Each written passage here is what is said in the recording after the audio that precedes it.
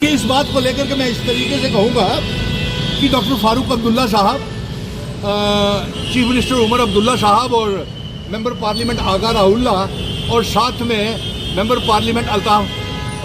मियां अल्ताफ साहब, आप ये आपस की लड़ाई को छोड़ करके जो हमने वादे किए हुए हैं, जो अवाम ने भरोसा करके जो आपको चीफ मिनिस्टर बनाया है, मेंबर पार्लियामेंट बनाया है, रियासत के दर्जे की वापसी को लेकर के, आर्टिकल 370 की वापसी को लेकर के, स्पेशल स्टेटस वापसी को लेकर के, उसके लिए इकट्ठे मिलकर के लड़ाई को छोड़ करके अपने जो चुनावी वादे हैं उन्हें पूरा करने के लिए इकट्ठे हो जाए। क्योंकि हमने जो ये वादे किए थे लोगों से पार्लियामेंट के चुनावों में और असेंबली के चुनावों में और इलेक्शन मैनिफेस्टो में, हमने ये वादा कहा था कि रियासत का दर्जा आर्टिकल 370 1 लाख नौकरियां हर साल बच्चों को दी जाएंगी,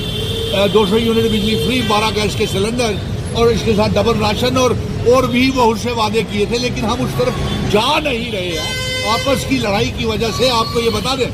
आपकी लड़ाई की वजह से आगा राहुल्ला और उमर अब्दुल्ला की लड़ाई की वजह से डॉक्टर फारूक अब्दुल्ला साहब आप बडगाम और नगरोटा की सीट हार गए। नंबर 2, आपकी अंतरकला लड़ाई की वजह से आपके MLA cross voting Bharatiya Janata party को कर गए। और यही नहीं,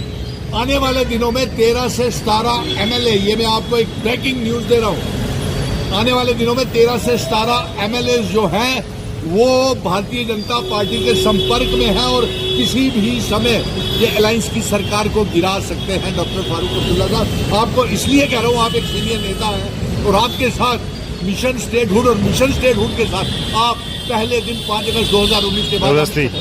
अब इससे एक बहुत बड़ी बात और भी बता दूं, कांग्रेस जो कल तक कहती थी कि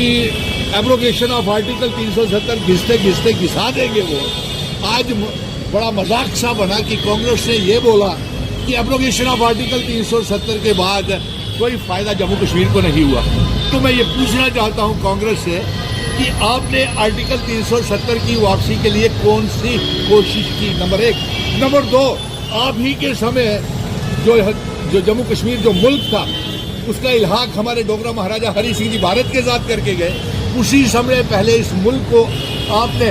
रियासत बनाया और प्रधानमंत्री से घटा करके चीफ मिनिस्टर बनाया और चीफ मिनिस्टर से घटा करके भारतीय जनता पार्टी ने आर्टिकल 370 को तोड़ करके हमें यूनियन टेरिटरी बना दिया और उसके बाद 370 को एब्रोगेट कर दिया। और आप कल तक ये बोलते थे कि आर्टिकल 370 की घिसते घिसते घिस जाएगा। आज आपको ये 370 की याद कहाँ से आ गई? ये भी हमारे मिशन स्टेटहुड की जीत है। और इसके साथ साथ मैं पत्रकार मित्रों